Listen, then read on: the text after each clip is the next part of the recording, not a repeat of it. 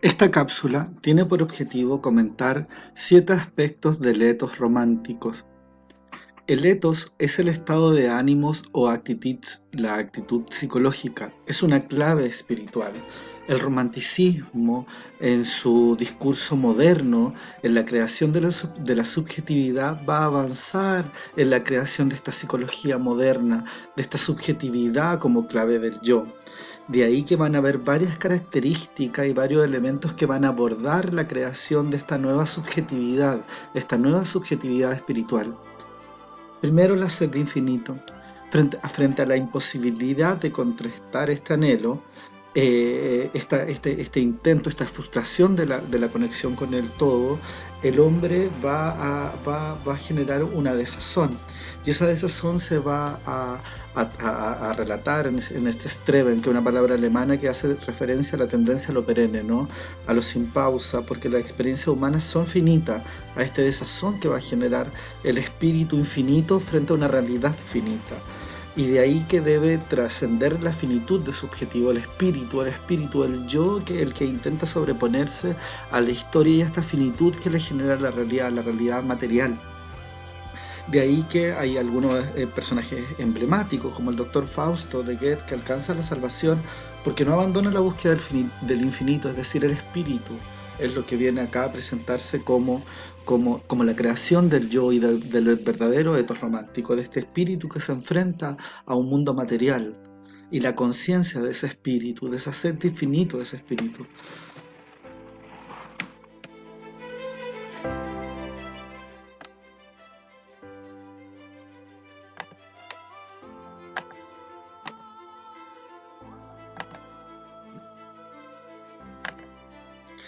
Y esa sed de infinito y esa desazón con el mundo va a generar un sentido de inadecuación entre la infinitud de lo deseado y los actos, las posibilidades del acto del espíritu humano, los límites de la humanidad. Eso para Schlegel va a significar una ironía. Ahí va a haber un distanciamiento, un abandono de sí entre la realidad y el espíritu que intenta modificar esa realidad. Ahora, el romántico se lo va a tomar como con humor. Y ahí va a haber una función decisiva, ¿no? Ironizar sobre nosotros mismos, el suprimirse, el desbordar los sentimientos, y de ahí que la ironía sobre nosotros mismos, el humor, permita superar el espíritu humano, que el símbolo romántico, ¿no? Que es superarse y colocarse por encima de los límites. Y cuando hablamos de ironía, estamos pensando en Beder, por ejemplo, que lo sobrepasan de tal manera sus sentimientos que cuando llega a ver a Charlotte, ella misma le dice: ¿por qué se comporta de esa manera? Me da miedo, ¿no? Porque este personaje está desbordado en sus sentimientos, y esos sentimientos encuentran un límite irónico con la realidad. Nosotros vemos personajes haciendo el ridículo, ¿no? Que sabemos que está desbordado en amor, y eso se ve, se nota, y él no puede controlar eso.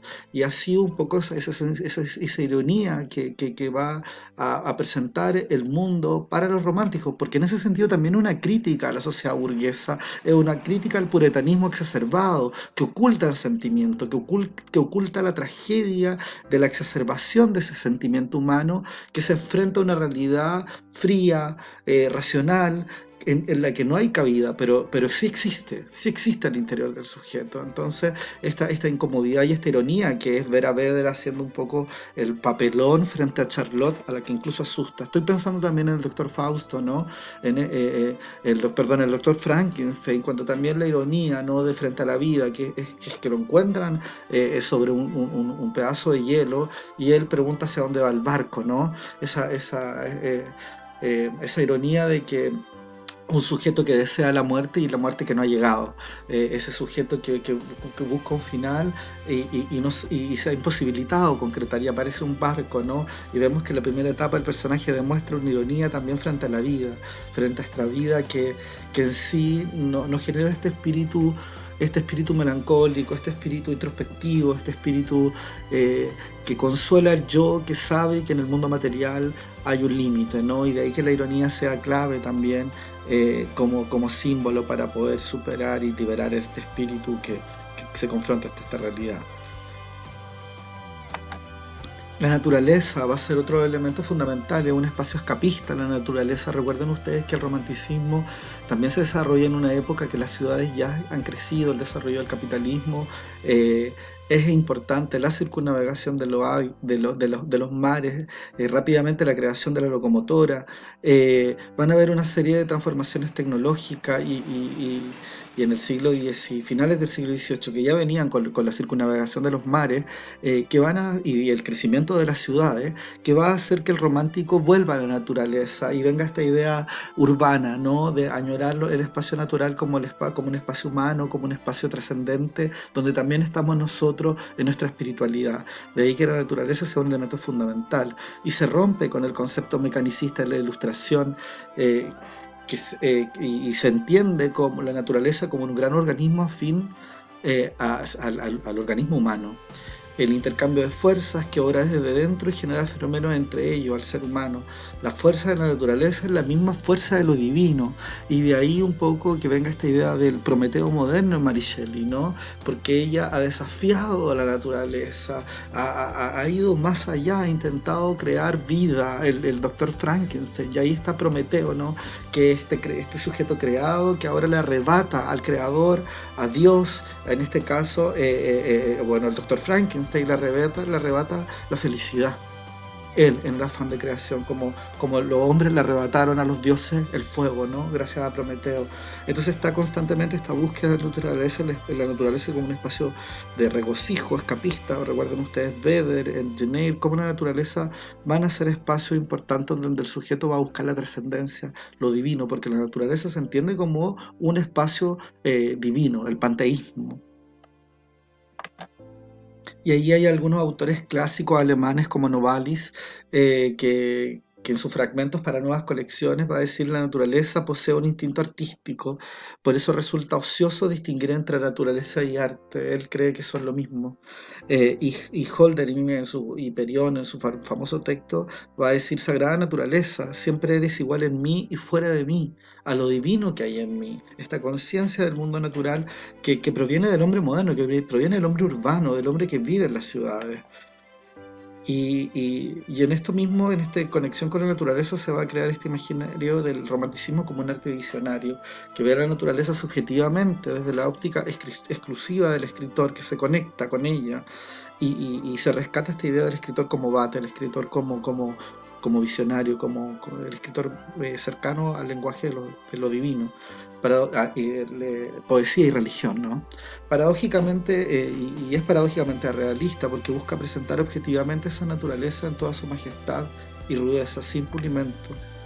Y aquí vamos a leer algunos textos clásicos del Hiperión de Hölderlin, ¿no? Eh, los hombres caen en ti como frutos podridos, absórbelos, ellos vuelven a tus raíces, que yo pueda solamente, oh árbol de la vida, reverdecer contigo, rodear con mi respiro, en una paz ardiente, los 1000 botones de tu corona, pues todos nosotros hemos salido de la misma semilla dorada.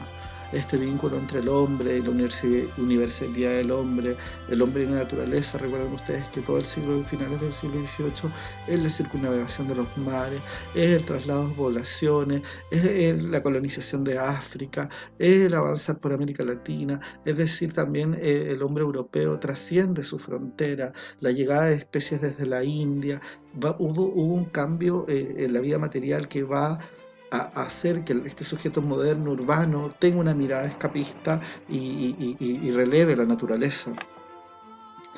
Y de ahí que un tercer eto sería que cada ser momento orgánico es una parte de la totalidad, ¿no?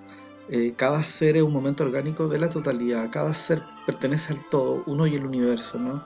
Y la unidad perteneciente al uno y todo, y el todo se refleja al uno y viceversa.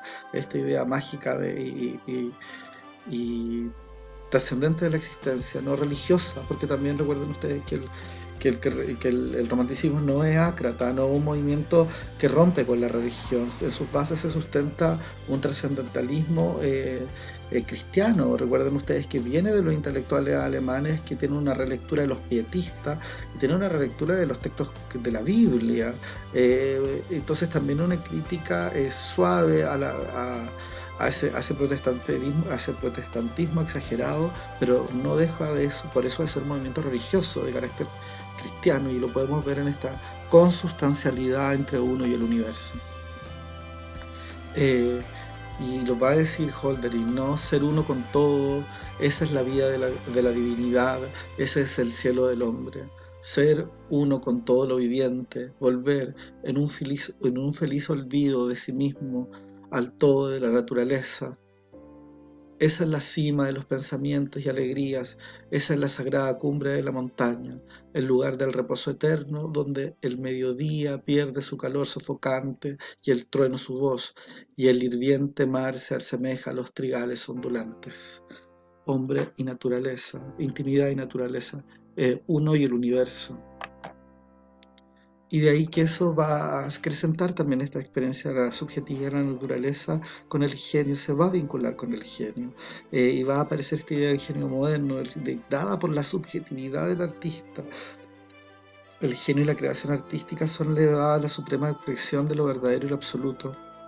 Y Novalis, nuevamente, este autor alemán en su fragmento, va a decir: el genio encarna el instinto mágico, la piedra filosofal del espíritu.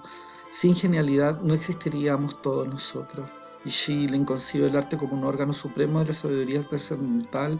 Schlegel: el arte es la obra del genio creador, cuya misión es efectuar la síntesis entre lo infinito y lo finito, es decir, el artista, este mediador, este demiurgo que se vincula con la naturaleza, que la hace crecer, que tiene también esta capacidad visionaria, y por eso el siglo XIX fue un siglo extremo, donde el sujeto va a buscar esa trascendencia. Vemos que la misma Mary Shelley construye esta obra en un ejercicio de investigación, en un claustro que tenían en el castillo con Lord Byron, y ella va a proponerse escribir una novela, no como una tarea, como un ejercicio de trascendencia intelectual, donde el hombre intenta conectarse con lo divino como misión, y de ahí podríamos decir la responsabilidad que tuvo el siglo XIX frente a este espíritu moderno, frente a este espíritu romántico, frente a algo nuevo que intentaba transformar la historia, el antiguo régimen, donde todo el estamento marcaba la igualdad, o sea, marcaba una unificación de algunos sujetos.